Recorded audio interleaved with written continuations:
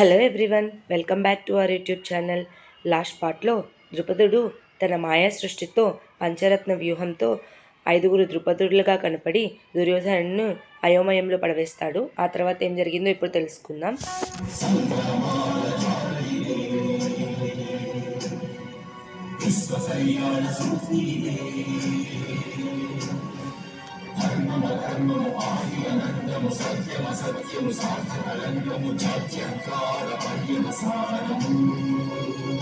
శక్తిదే భక్తిదే జీవన్ముక్తికి మార్గమిదే పంచమవేద సారం మహాభారతం కృష్ణుడు చూపిన లీలలిది జీవన వేద మార్గమిది గీత జనించిన క్షేత్రమే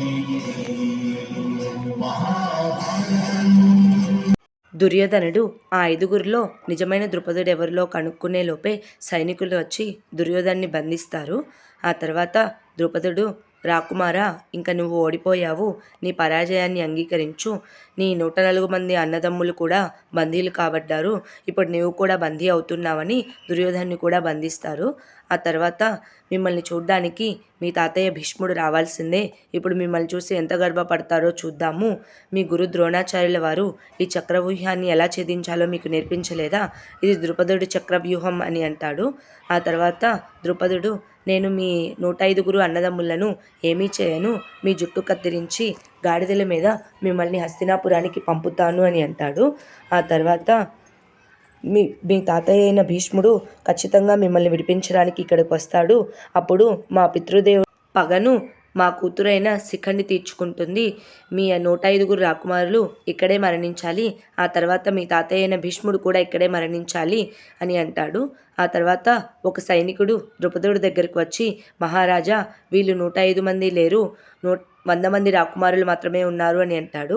అప్పుడు ద్రుపదుడు, ఆ మిగతా 5గురు రాకుమారులు ఏరి అని అంటాడు. అప్పుడే ద్రుపదుడి దగ్గరకు ఒక బాణం వచ్చి పడుతుంది. పాండవులు 5గురు కూడా తమ తమ ఆయుధాలతో, తమ గుర్రాలతో యుద్ధభూమిలోకి అడుగు పెడతాడు. అప్పుడు ధర్మరాజు, అర్జున, నీకు ఒక్కడికే చక్రవ్యూహ ఛేదనం తెలుసు కాబట్టి నువ్వే ముందుండి నడిపించు, మిగతా వాళ్ళం నీ వెనకే వస్తాము అని అంటాడు. అప్పుడు అర్జునుడు, అన్నయ్య, భీమన్నయ్య, నకుల, సహదేవ, మీరందరూ ఏ మార్గాలు తెరిచి ఉంటే ఆ మార్గం దగ్గరికి వెళ్ళవద్దు, నేను చెప్తాను, అటువైపే వెళ్ళండి అని చెప్తాడు. అప్పుడే భీముడు, అర్జున, వీళ్ళందరూ సైనికులు కోటలాగా కట్టుకున్నారు కనుక మనం లోపలికి వెళ్ళే మార్గం లేదు అని అంటాడు. అప్పుడే అర్జునుడు ఒక బాణం వేస్తాడు, ఆ కోట అంతా పగిలిపోతుంది. ఆ తర్వాత వీళ్ళందరూ లోపలికి వెళ్ళి ఎవరి మార్గాల్లో వాళ్ళు వెళ్తారు. అప్పుడే భీముడు దగ్గరకు సైనికులు వస్తారు. భీముడు తన గదతో వాళ్ళందరినీ కింద పడవేస్తాడు. ఆ తర్వాత ధర్మరాజు కూడా తన ఆయుధంతో యుద్ధం చేస్తూ ఉంటాడు. నకులుడు అశ్విని దేవతల వరం వల్ల పుట్టాడు కనుక గుర్రాలతో మాట్లాడడం తెలుసు. తన గుర్రంతో, మిత్రమా, ఈ ఎదురుగా ఉన్న వాళ్ళందరూ నా శత్రువులు, కానీ వారు కూర్చున్న గుర్రాలు మాత్రం నాకు మిత్రులే, కనుక వాళ్ళని నాకు దారి ఇవ్వమని చెప్పు అని చెప్తాడు. అప్పుడే గుర్రాలన్నీ పైకి ఎగురుతాయి. అప్పుడు సైనికులందరూ కింద పడిపోతారు. ఆ తర్వాత సహదేవుడు కూడా తన ఆయుధంతో అందరినీ యుద్ధం చేస్తూ ఉంటాడు. ఆ తర్వాత అర్జునుడు ధర్మరాజు దగ్గరికి వెళ్తాడు. అప్పుడు ధర్మరాజు, మన మిగతా సోదరుల దగ్గరకు వెళ్ళాలి, మాత చెప్పింది కదా మనం 5గురం ఒకే చోట ఉండాలని అని అంటాడు. అప్పుడు 5గురు కలుసుకొని అందరితో యుద్ధం చేసి కౌరవులను బంధించిన స్థలానికి వెళ్తారు. అప్పుడు ధర్మరాజు, సహదేవ, మన సోదరులందరినీ విడిపించు అని అంటాడు. అప్పుడు సహదేవుడు, అవసరమా అన్నయ్య అని అంటాడు. లేదు సహదేవ, మన సోదరులను బంధిస్తే మనం పరాజయం అయినట్టే, కనుక వాళ్ళని విడిపించు అని అంటాడు. అప్పుడు ధర్మరాజు దుర్యోధన దగ్గరికి వెళ్ళి, దుర్యోధన, వెంటనే వెళ్ళి మన సోదరుని విడిపించు అని అంటాడు. అప్పుడు దుర్యోధనుడు, మీ సహాయం మాకేమీ అవసరం లేదు, మా నాన్న వచ్చి మమ్మల్ని విడిపిస్తారు అని అంటాడు. అప్పుడు ధర్మరాజు, దుర్యోధన, అలా మాట్లాడవద్దు, మనం ఇక్కడికి 105 కురు రాకుమారులుగా వచ్చాము, మనం యుద్ధం గెలవాలి అని అంటాడు. అప్పుడు దుర్యోధనుడు, 105 కాదు, మేము 100 మంది కౌరవులం, మీరు 5గురు పాండవులు, అది గుర్తుపెట్టుకోండి, ఈ చక్రవ్యూహం మేమే ఛేదించలేదు, మీరు ఛేదిస్తారా అని అంటాడు. అప్పుడు ధర్మరాజు ఏమీ మాట్లాడకుండా వెళ్ళిపోతాడు. చివరికి అర్జునుడు తన బాణాలతో ద్రుపదుడి దగ్గరకు చేరుకుంటాడు.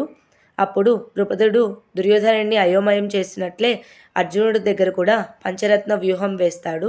అప్పుడు అర్జునుడు కూడా 5గురిని చూసి నిజమైన ద్రుపదుడు ఎవరో పోల్చుకోలేకపోతాడు.